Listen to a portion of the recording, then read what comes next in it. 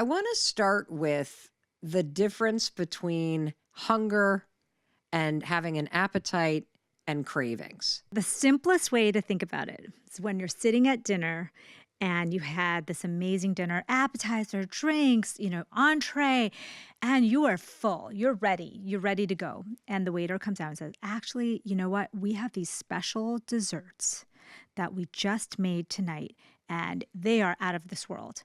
And everyone looks at each other and they're like, well, we're full, but we really want that dessert. That's cravings. Oh. That's not hunger. You're no longer hungry. Yeah. You're actually pretty full, extra full, right? But you're working on that cravings pathway. And that cravings pathway is super strong. It's the same cravings pathway that alcohol uses, drugs, sugar, so desserts.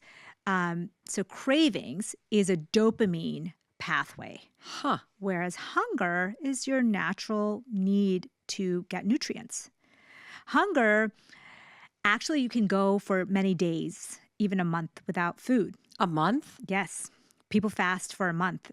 From my background, my family is Jain, and they fast for long periods of time. And there is a fasting month where you actually eat nothing and just drink water. So our hunger signals are reminders to eat because your body does not want you to go a full month without remembering to eat. So ghrelin, you might have heard of this hunger hormone. It's released to remind us to eat. So the same time every day, you get hungry, you get reminded to eat, and your ghrelin comes and goes. So some people just aren't hungry, in the morning. Some people get very hungry at night no matter what they've eaten all day because of that ghrelin cycling. So if you understand that it's a cycle, it's a reminder. You don't always have to take that reminder, but it's a reminder. So if you need food, you should get it. Huh. So what is appetite? Appetite is the overall interest in food. Have you ever seen a dog when they're sick? They're just like not interested. Their appetite is dampened. It will dampen your cravings and your hunger pathways. Huh. Okay. To let you heal, right? So hunger is like this need to eat. Yes. Right? That is tied to the biological imperative to stay alive. Appetite is the desire for food. Mm-hmm. And we've all had those periods in our life where we've felt sick. I mean, my allergies are crazy right now, and I'm not that hungry. Yes. Normally, I would be ravenous right now. So my appetite is the correct word. I don't have much of an appetite. And then cravings, this is one of the reasons why I love your book, I'm So Effing Hungry, so much, because I've learned so much that I didn't know, that you talk so much about our cravings and the eating patterns that we have that aren't healthy for us based on the brain, not based on emotion, not based on what's going on with what you just ate, but that actually there is a whole hormone cycle to this thing. Oh, it's so complicated. So there was a French philosopher in 1825, Jean-Claude Savarin, and he said, "Show me what you eat and I'll show you who you are." And even today, that stands true, right? Show me what you eat and I'll tell you who you are. Because our lives are dictated through food. We have now food addictions. And some of it is not our fault. A lot of it is not our fault. Yeah, you actually say that in this book, that you say that, you get into these sort of habits of eating unhealthy things, the pulling up at the drive-thru and ordering the extra large fries and the burger on the way home from work, and then you feel like crap, and then you have a craving, and then you eat something else, and that it's not your fault. How is it not your fault if you're the one putting the food in your mouth? Think about it. Have you ever been to Miami? I always talk about the Miami phenomenon, okay? When you go to Miami, and the first time I went, I was in med school, and I saw all the flashing lights and the people and the music and the craziness, and I was like, oh my God, my dopamine receptors were firing. Yep. That's what happens the first time you eat a sugary food, like an ice cream or a McDonald's burger. You get a huge burst of dopamine. And then on day 3 of being in Miami, all of a sudden, it doesn't seem loud. It doesn't seem as entertaining. You need to turn the volume up. You need to go to the club now because you're kind of used to it. You don't even feel excited or happy just from being out in the street. You actually need to turn up the volume. And so that's what's happening to us. We're having this Miami South Beach effect in our brains when we're eating all of this sweet food, these processed foods that they don't occur in nature. That dopamine explosion happening day after day after day, it lowers you're not even as happy anymore. And so the problem is you need more and more and more to get that same dopamine release. And guess what happens, Mel, on the other end? I don't know. Dopamine has this weird after effect where it makes you irritable, it makes you uncomfortable, and it makes you crave that food so badly that you just want to almost make yourself not feel the pain anymore. And so dopamine has this effect on us that we'll eat it, we'll get the pleasure, but then there's that pain aspect to it. Because you want it again. There was something that you just said that really caught my attention. I've never heard anybody say this before. It's that you get the dopamine rush from eating things that are not available in nature. Yeah. Can you explain that? When you eat an apple, yes, you get the sugar, but you get water, electrolytes, antioxidants, and fiber. Yes. Most importantly. That is how sugar is made in nature. So you see a fruit tree, your dopamine pathway, we think was made to help us survive and want to find that tree with the ripe fruit, to keep us going, to keep us agitated enough to try to look for more food just to keep us surviving. Okay. Now take it, thousands of years later, we have ultra processed foods, which I will define for you later, that don't have any fiber, that don't have any vitamins to tell the body that you've eaten something. And they pack the sugar in such a small amount of food that the explosion of dopamine you get is similar to a drug like cocaine. Or being in South Beach. Yeah. Yes, it's like boom. Boom. And then you have a drop, and then you crave the candy bar or the whatever it was that you just had that was ultra processed. So what does ultra processed mean? Ultra processed is really simple. If you could not make it in your kitchen or any kitchen because the ingredients are not ingredients of food, then it's ultra processed. Ultra processed means you cannot recreate that food in your kitchen, even if you had access to any ingredient in the world. Wow. So that's a lot of things, Doritos, Kit Kats, sundaes. If you think about it, we have often the option of getting the minimally processed or non-processed version, but it's often easier. The shelf life is easier when they're in packaged foods, but the ingredients in there, we don't even know exactly what each one of them does. We just know that when you consume them at the highest quantities, you have 80% more mental health days than someone who's consuming the lowest quantities. Okay, so I want to make sure that everybody just heard that. So one of the reasons why this is so important, and we're going to keep digging into the connection between your cravings and your appetite and your hunger and how this is attached to dopamine. Yeah. The rush of dopamine, the drop of dopamine, the craving cycle that you're now trapped in. But you just said that if you eat more whole, naturally occurring foods, that you will be 80% better when it comes to the number of days that you are feeling good mentally. Is that Yes. true? Yes. Why? We are starting to understand that ultra-processed foods not only make us more inflamed, which we can talk about why inflammation is bad, but it ages you. It gives you cancer, diabetes, heart disease. That's the root of all of it. It makes you sad, anxious, and it lowers your length of life. So if you look at all-cause mortality, ultra-processed foods will shorten your life.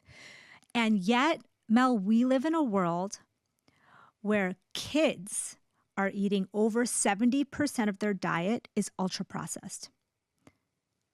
Wow. I think I got to back up a minute and and because there's so much to learn. This book has so much research in it, and it also has so many what you call hunger hacks, which I love.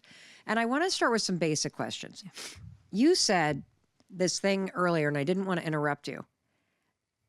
I'm almost like embarrassed to ask this question. How do you know when you're full?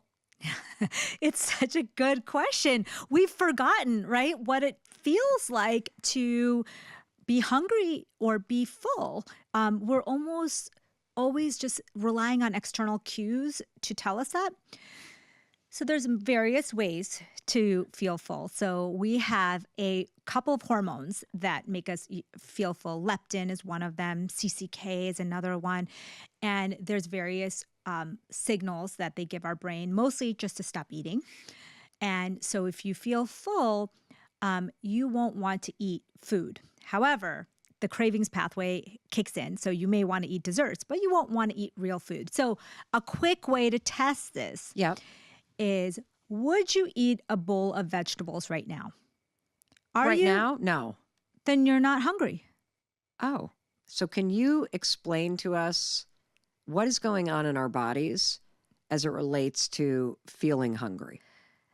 We now know, Mel, that our brain is not just in charge of our cravings and our mood and the way we show up in the world. We always think, oh, if you feel sad, you should just think, do therapy or start to think good thoughts. Right. But we now know that there's this connection between the brain and the gut. Mm-hmm. And when you eat food, there's an impact in your gut that's sent directly to your brain. And your brain then sends signals back down to your gut. And the way you show up in the world is a result of this communication. And what is the chicken or the egg in the brain gut? Like, who goes first? Who's talking the loudest? Okay, so when we are formed, when we're an embryo, they're connected. Mm-hmm. They're one. And then they stretch out and they move apart to the different ends of the body. Yep. So you could say that they kind of happen from one ball of cells. Yep. And we can definitely say now with we can definitely say with confidence that changing our gut environment has a bigger impact on our brain than we ever thought. A bigger impact, so big that you can transplant the gut from one person to another and completely change their mental health. Oh, I read about that study. Yeah. Where they switched guts in, was it mice? Yes. Where mice that were schizophrenic. Yes. Well, you should say the study because I'm not the medical doctor. You are a doctor. So we now know that the gut microbiome has so many signaling pathways to the brain, and sometimes the bacteria are louder, actually, than the brain, which is your question, like which one's louder? Right. If the gut bacteria want to send a signal to the brain, they produce large amounts of dopamine and large amounts of serotonin to send a signal. So what they found is if you took animals and you gave them the microbiome from a schizophrenic human person who was diagnosed, and then a microbiome from someone who was not diagnosed with schizophrenia. Put that in mice into their gut, and you mix them up. The researchers were able to tell which mice got which gut bacteria just based on the behavior of the mice. Based on the microbiome bacteria that they fed them? Exactly. So I want to get a visual here. Yeah. Because I can't stop thinking about the fact that everybody's obsessed with ChatGPT right now and AI and how you just insert this thing and it spits out that thing. This whole cover letter, this whole resume, this whole this. Wow, it's so unbelievable. I'm thinking in my mind, what I'm visualizing is I'll take what I ate for lunch. So I had a salad. I had a handful of walnuts. I had a couple scoops of a chocolate mousse keto thing. Delicious. I had a coconut macaroon. I had a keto chocolate peanut butter little cup thing. And I'm thinking that all of that represents input into like the chat GPT and then something else gets spit out. And what gets spit out from that is a message to my brain. Am I tracking right? Exactly what's happening. In fact, it's two ways. So you have to remember that our body's really smart. So they usually use two different pathways for each thing. So when you eat sugar, for example, it stimulates your brain straight from your mouth. And then you have these other receptors, these neuropods in the gut that sense the sugar also. And they are making their own assessment and sending it to the gut. So the gut's like, oh yeah, it's sugar because I knew it was coming because I felt it from the mouth. Okay. And now you guys are telling me the same thing. So everything matches and you get the response. So they like work together. Wow. In understanding what's happening in your body. Wow. It's amazing how sophisticated our bodies are. Amazing. Like as I'm mindlessly chucking walnuts into my mouth, I'm not thinking about the fact that there are these neurotransmitters, there are these hormones, there's all this signaling going on. And so you, in your book, Dr. Amy, you write that if you're in a cycle of emotional eating, or if you're in a cycle where you have all of these cravings and you're always hungry and you're eating the wrong things, that it's not your fault. It's not your fault. And it's not your fault because your brain and your hormones are getting triggered by all this ultra-processed food. Yes. And the ultra-processed food, it sounds like, is food that also keeps you craving it. Yes. Because it's not occurring in the natural world. And so your brain is like, ding, ding, ding, ding, ding. Holy smokes.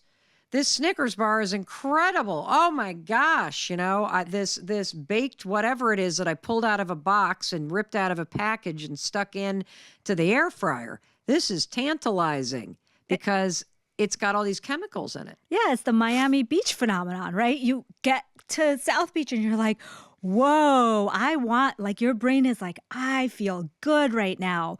And I want that again. And then I want more of that again. Right. And the problem with our world is we're not educated about that. Right. As a physician, I said to myself, how many times was I rewarding myself with Starbucks and, peppermint mochas? And I would say to myself, oh, I did a good job today, so I'm going to get this sweet thing. And then it was every day. And then it was twice a day. And by the end of it, I had to recognize myself that this was happening to me.